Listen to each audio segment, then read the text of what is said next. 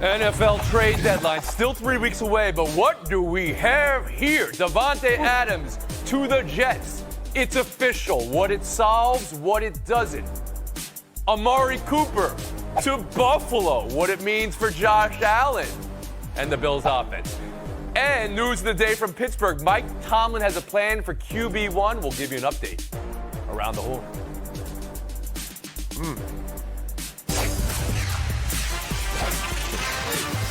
Football, Tony, football.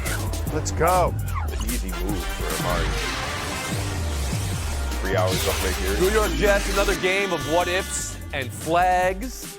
And what if we build a whole jet out of Hail Marys? It's not a reliable game plan, but it does work for them from time to time. Rodgers' last chuck of the game. Williams falls down. Rodgers said he ran the wrong route anyway. It's an easy pick, and that's the ball game. The blood L on hand image is cinema here. So you could see it from a mile away. Within hours, the call was made, and today it became official. The Jets deal a conditional third-round pick for Davante Adams. You know, thinking is overrated. You just have to go with your instinct and what's the best thing to build a team and build a winning team. Woody Johnson there, thinking is overrated. That's the headline for your big deal.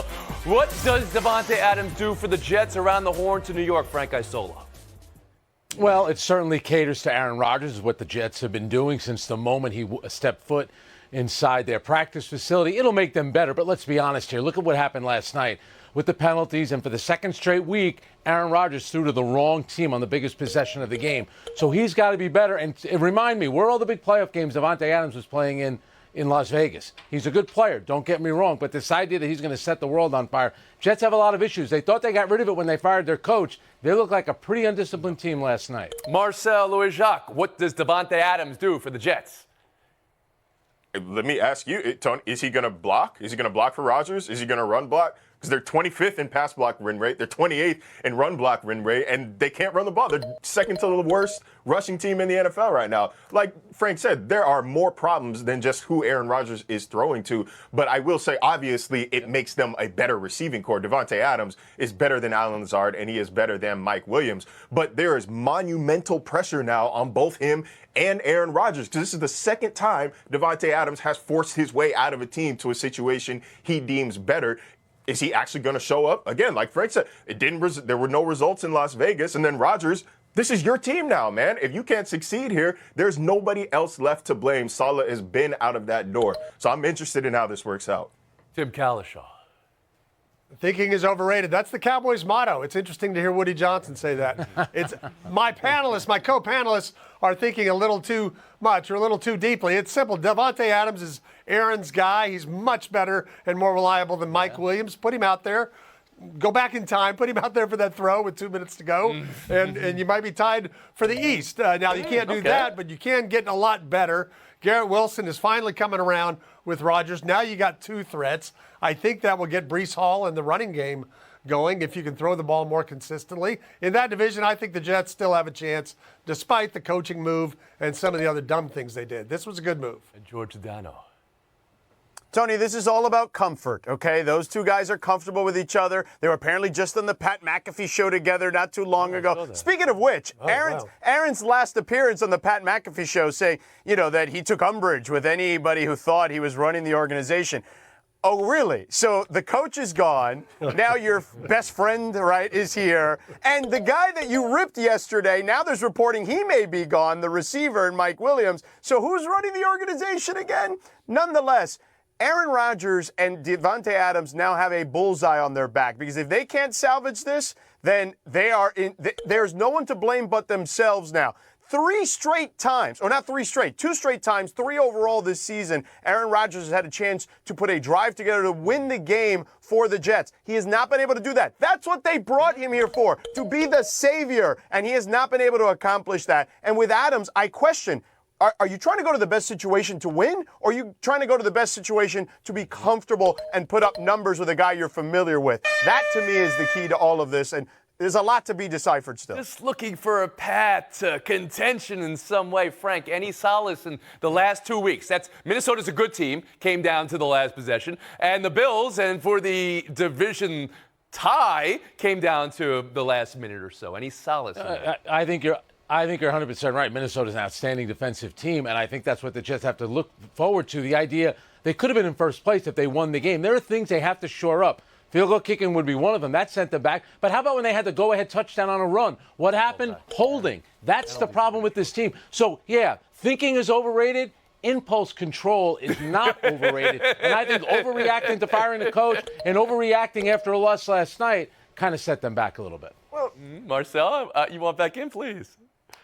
I was about to say, like, in defense of the Jets here, and I can't believe I'm saying this, reportedly the trade was in place before the game had even kicked off. Like, Devontae Adams was on a red-eye flight to the East Coast last night. So, by all means, I don't know if it was a reactive decision after last night's game, but it sure does look convenient, and it's a way funnier storyline and excuse than going with what actually happened. Last night's game spurred that trade or not, who knew? 2 trades would come out of last night's game because the Bills got a win. Maybe it wasn't the statement win they were hoping for. Maybe the statement came today with the trade of their own for a receiver, and that's Amari Cooper. Cooper for a third rounder and a swap of a 6th and a 7th. Josh Allen's arsenal now includes a 4-time Pro Bowler. What does Amari Cooper do for the Buffalo Bills, Marcel? Man, Tony, as far as I'm concerned, the Bills went 2-0 over the past 24 hours because this is huge. Josh Allen is playing the most efficient ball of his career, right? 6 straight games without an interception, first time in his NFL career. They have to get him a gotta-have-it receiver. When you're in a scenario where you have to have it, in comes Amari Cooper, 13th in the NFL since 2022 in receptions on third down, 7th in yards in receptions on third down. Right now, Khalil Shakir is probably their best receiver, and he is good after the catch, but he is not a number 1. That Bills receiver room, 25th or worst in first downs and receiving targets. So, like, they needed a guy of this caliber, and with a 2-game lead in the AFC East, with the next best team, the Dolphins, still playing at least another game without Tua Tagovailoa, like, this could be a move to wrap up this division by mid-November. Tim Kalisha, how do you see Cooper to Buffalo? Cooper is a precise route runner. Josh Allen will love having a receiver he knows is going to be in a certain spot. It was probably almost 2 years before Dak was as comfortable throwing to CeeDee Lamb, even with all his talent, as he was throwing to Cooper, because Cooper would hit the mark every time and would read the play the same. I don't think he's a great player at this point. The Cowboys traded for him 6 years ago, so he's had a lot of mileage, but I think he's a good player.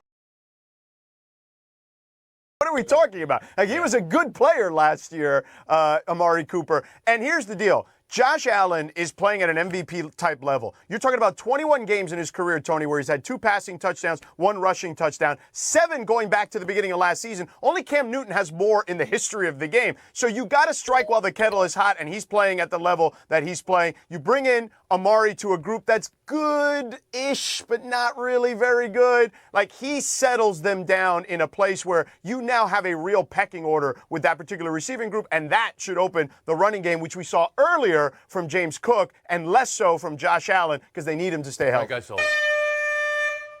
Well, let's think about it. Amari Cooper's going from a team in Cleveland going nowhere, a quarterback Deshaun Watson, to a first-place team in Josh Allen. It's only going to make the Bills better. We could say all we want about Josh Allen. Last night when it mattered, got them into field goal range, and then when they could run out the clock, he made the plays. Marcel has it right. They went 2-0 over the last 24 hours. Well, if Marcel has it right, then Marcel gets the point. Thank you very much. My gift to him. In that win last night, they were able to run out the clock. Remember last week, it was pass from their own end zone. The third play, what happened? Josh Allen may have thought about passing for a fraction of a second. He was running that football. We'll move on now to the other news of the day. Not a trade, but maybe some movement here at QB1 for the Pittsburgh Steelers.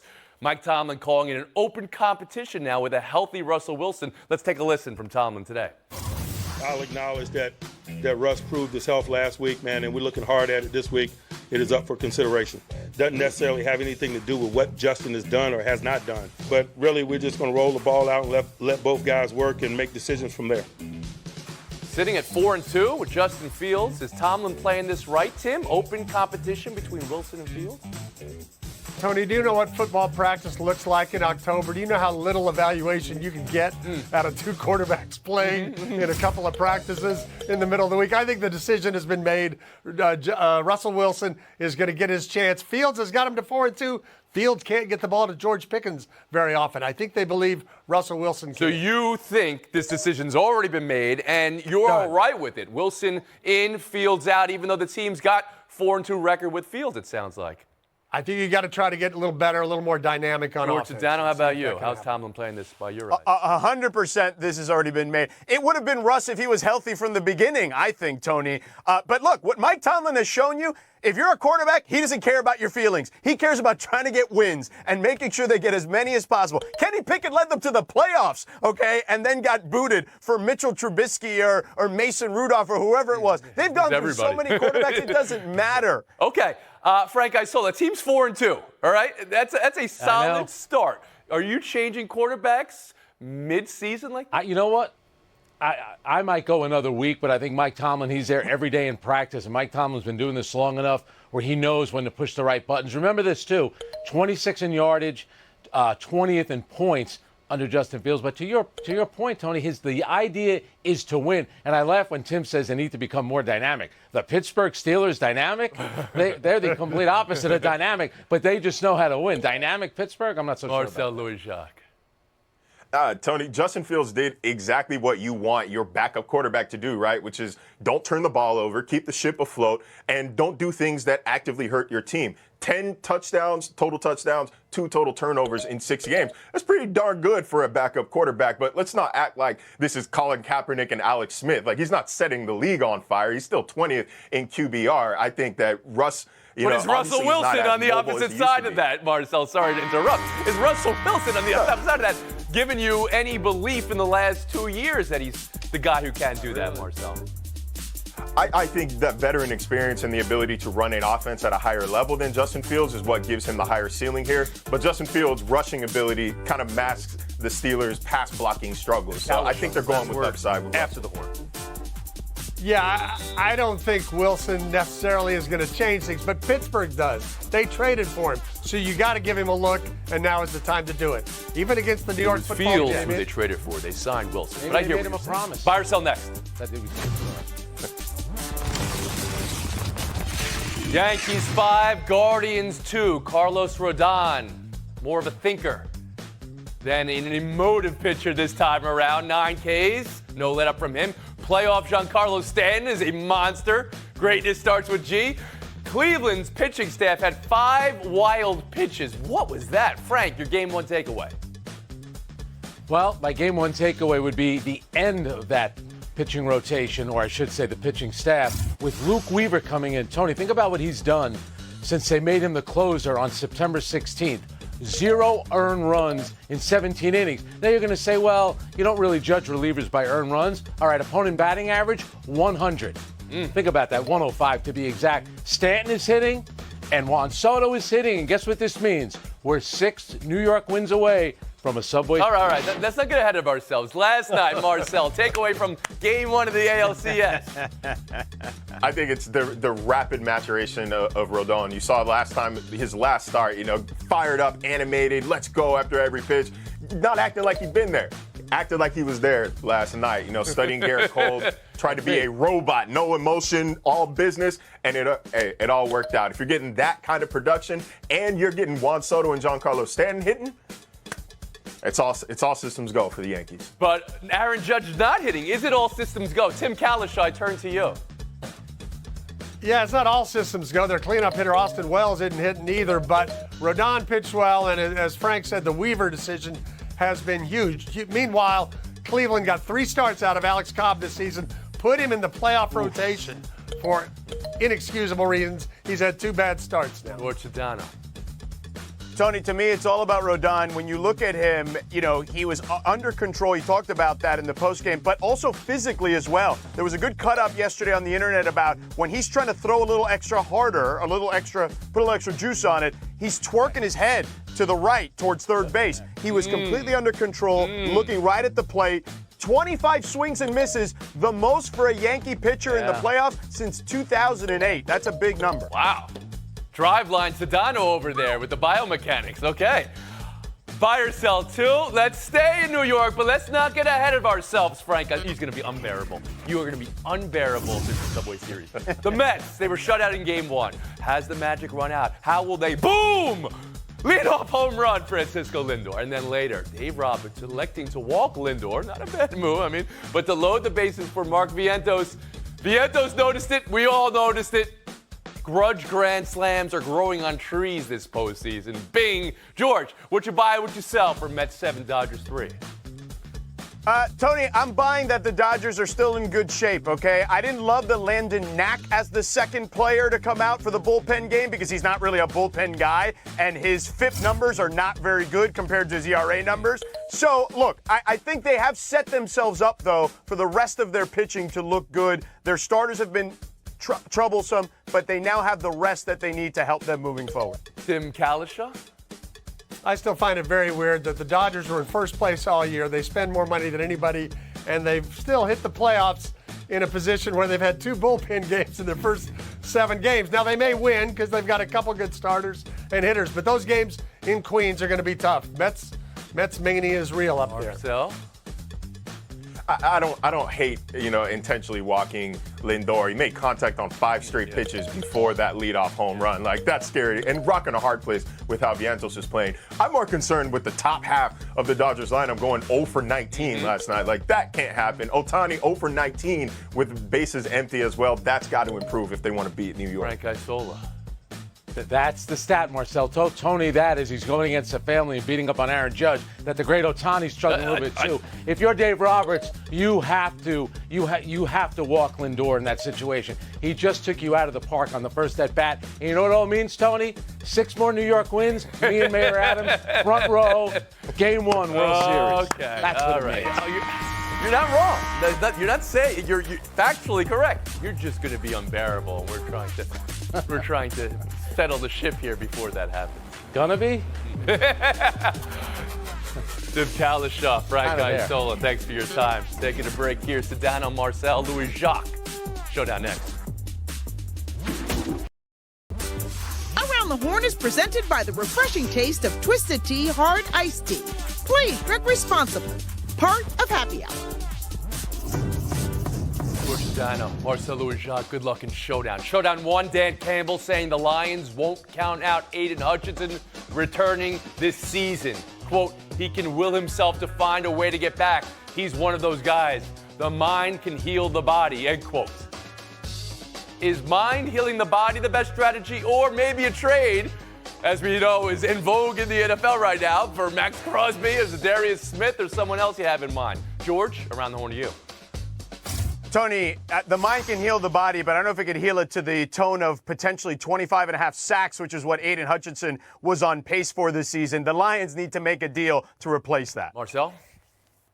The mind heal the body. Like, someone tell Dan Campbell Aiden Hutchinson is not a Jedi. It is matter over mind right now. That's a broken leg. Let the guy heal and go trade for another pass rusher. Anybody want to nominate somebody? We see the Raiders are now at least moving Adams. We see Cleveland is now at least moving Cooper. Talk to me. Max Crosby in Detroit while would they're be down. out of Go get Max control. Crosby. You both say Max Crosby. I heard Yeah. it first from George, but we'll split the point anyway. Showdown 2. Nick Sirianni apologizing for his end-of-game jawing with a John. My energy should be all in on coaching, he said. A post shared by Eagles Nation had a fan claiming to be the fan at the other end, describing the exchange in somewhat positive terms, or at least not aggressive nor unwarranted. Fans saying, run the ball. He said, we will, I'm on it. And then him saying, I told you I will. Marcel, does this clear all things up? You're like, a wise man once said, if you start listening to the fans, you're going to be sitting with them before long. If this was the deal, why didn't you just say this after the game? But you can't let Philly fans of all people know that they've got an open line into your conscience. Tone, this is a mess. Look, you know what he should be apologizing for? Not what he said to the fan, but the fact they haven't scored a point in the first quarter in 5 games this season. By the way, only one team in the last 20 years has made the playoffs doing that. So that's what he should be apologizing for. Or apologize for bringing your kid to the press conference. Oh, yeah, you saw that as well, right? I know a lot of reporters think that's a way to kind of just obscure from any hard questions, or at least obfuscate something. I see what you're doing there, Marcel. Showdown 3. Snake in the Dodgers dugout. It led to kind of a half a rally, not a full rally, but we've seen rally mascots before, George. What type of omen is a snake in your dugout? I feel like it was a little snaky of Marcel trying to sneak in after the buzzer there, but nonetheless, I would say that, Tony. If the Mets can steal Grimace, you know what? We've seen the rally monkey in Anaheim back in the day. Give us the rally snake for the Dodgers in honor of the Mamba, Kobe Bryant. Marcel? Hey, look, George, I'm here to compete, man, but I want to talk about the guy who picked up that snake with a towel and removed it from the dugout. That guy needs a pay raise, man. George Sedano, you're right. It is called around the horn, not after the horn. We'll give you the point of peace. Tony, thank you so much. I just want to have a friendly reminder to people that college football is awesome this year. Army is 6-0 for the first time in 28 years. Navy and Army are both in the top 25. Pitt is undefeated. BYU is undefeated. Indiana, the Hoosiers, are undefeated in football. Ashton Genty could be the Heisman. This is awesome, and I haven't even mentioned the top teams and the playoff yet. Watch some college football. You know what else is awesome? Dads. Willis Kalishaw, we're thinking of you.